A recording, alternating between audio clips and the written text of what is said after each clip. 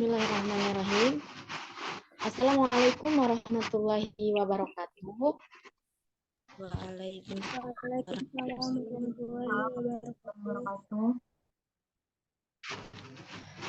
Alhamdulillahirabbil alamin. Assalatu wassalamu ala asrofil anbiya'i wal mursalin wa ala alihi washabbihi ajmain. Amma ba'du.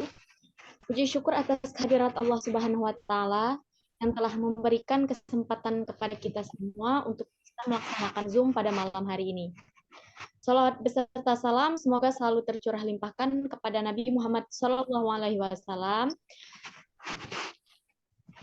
Baiklah, kami dari kelompok 3 akan mempresentasikan materi kami dengan judul Perilaku Menyimpang Remaja pada Era Puca. Saya Novi Ramayani selaku moderator. Baiklah, langsung saja untuk mempersingkat waktu. Materi pertama akan disampaikan oleh Saudari Dinda Putri Amelia. Kepadanya saya persilakan. Baik, terima kasih atas kesempatannya. Di sini saya Dinda Putri Amelia dengan NIM 2120502053 akan menjelaskan sedikit tentang materi yang akan kami presentasikan ini. Di sini kami akan mempresentasikan tentang perilaku menyimpang remaja pada era Pucana. Penelitian ini kami gunakan metode pendekatan kualitatif deskriptif dengan metode pengumpulan data dari buku atau jurnal. Dan teknik yang kami gunakan itu adalah menganalisis data dari berbagai literatur yang telah dikumpulkan. Baik, mungkin langsung saja masuk ke pembahasan. Nah, di sini saya akan menjelaskan tentang Puca, pengertian Puca ataupun pengertian perilaku menyimpang. Perilaku menyimpang itu adalah suatu perilaku dari masyarakat yang dianggap tidak sesuai dengan kebiasaan, tata aturan, dan norma sosial yang berlaku. Nah, sedangkan Puca itu adalah singkatan dari volatility, uncertainty, complexity, dan ambiguity. Yang dimana adalah itu merupakan suatu masa atau kondisi di mana kita akan menghadapi perubahan yang sangat cepat, tidak terduga, dan dipengaruhi oleh banyak faktor, baik faktor lingkungan atau dari luar, dan faktor dari keluarga ataupun faktor dari dalam.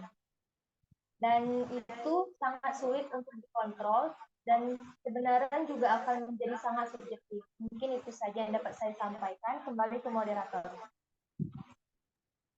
Baiklah, terima kasih Saudari Dinda. Materi selanjutnya akan disampaikan oleh Saudari Malia. Kepadanya saya silakan.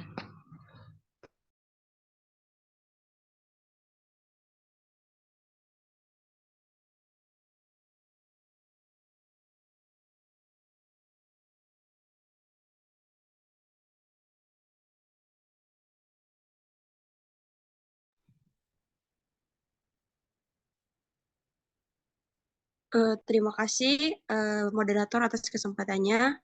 Selanjutnya saya akan menjelaskan faktor penyebab. Yang pertama itu pergeseran peran keluarga.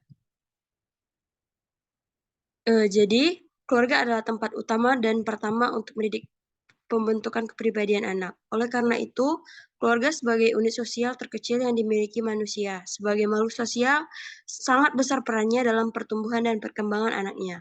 Keharmonisan lingkungan keluarga harus tetap jaga.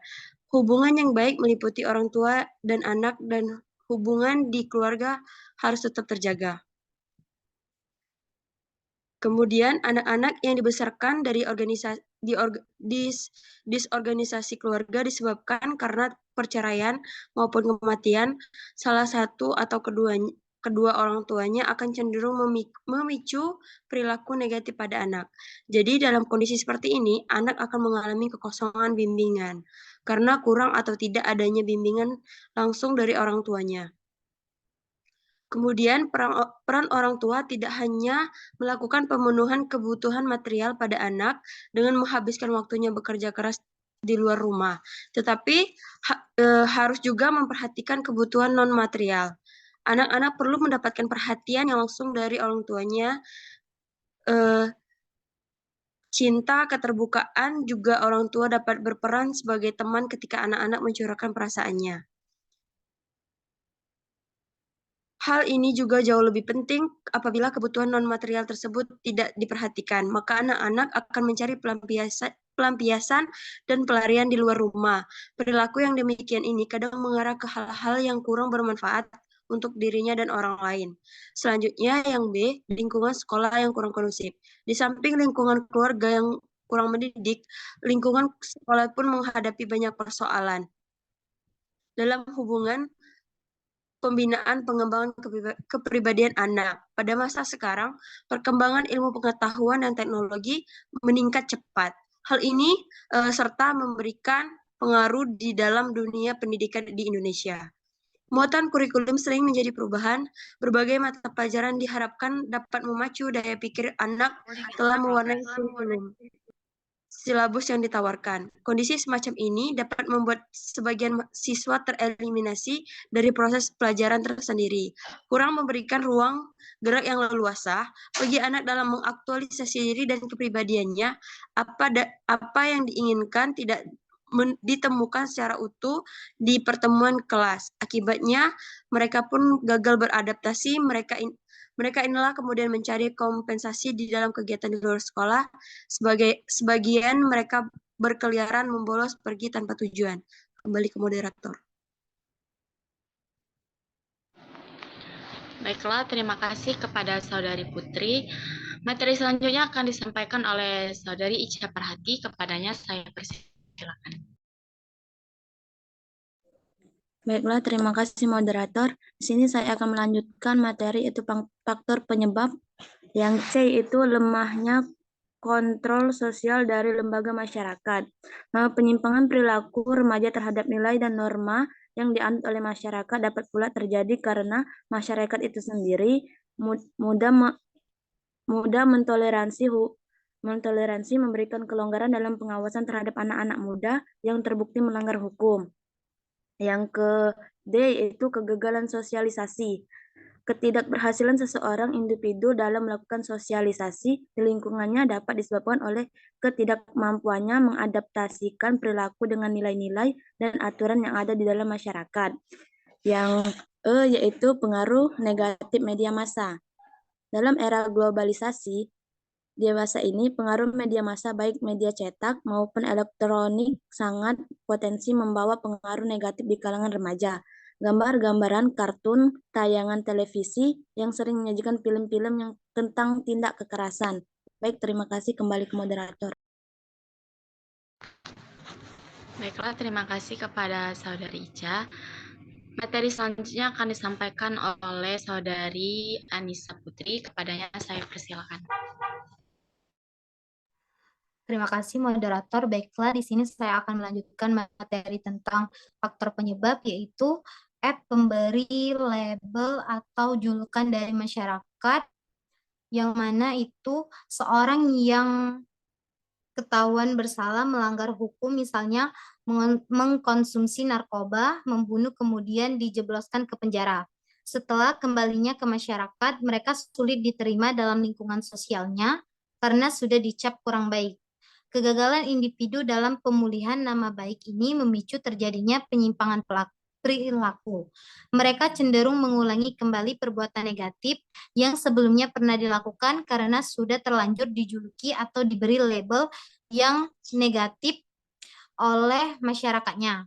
Kemudian, kesenjangan sosial ekonomi, yaitu adanya gap yang tajam di bidang ekonomi antara orang kaya dan miskin, memicu kecemburuan sosial terlebih individunya bermental negatif. Akhirnya, seorang mengambil jalan pintas guna mencukupi kebutuhan hidupnya, misalnya dengan cara mencuri, merampok, menodong, dan berbagai modus kejahatan lainnya terpaksa dilakukan. Baiklah, kembali ke moderator. Terima kasih kepada Saudari Anissa. Materi selanjutnya akan disampaikan oleh Saudari Ade Ayu Rahmadona. Kepadanya saya persilakan. Baik, terima kasih kepada moderator. Di sini saya akan melanjutkan materi mengenai bentuk-bentuk penyimpangan perilaku remaja di era puca. Yang pertama itu ada penyalahgunaan narkoba. Persoalan yang amat berkaitan dengan meningkatnya kenakalan remaja adalah masalah penyalahgunaan narkotika seperti heroin, morfin, kokain, dan sebagainya. Sosialisasi mengenai narkoba sudah sering diadakan sesuai dengan program anti narkoba untuk pelajar, tetapi penggunaannya setiap tahun semakin meningkat. Yang kedua, tawuran antar pelajar atau geng. Tawuran antar pelajar atau geng dapat berawal dari hal sepele, namun menjadi besar karena emosi para remaja yang masih labil. Berawal dari perkelahian, saling melecehkan, berebut, dan ketersinggungan yang dianggap bercanda dapat memicu terjadinya tawuran karena dianggap menantang satu sama lain. Selain itu, terdapat pula tawuran antar pelajar yang sudah dianggap mentradisi. Umumnya hal ini terkait dengan permusuhan antar sekolah secara menurun dari generasi ke generasi sehingga menjadi dendam yang berkelanjutan. Saya kembalikan kepada moderator.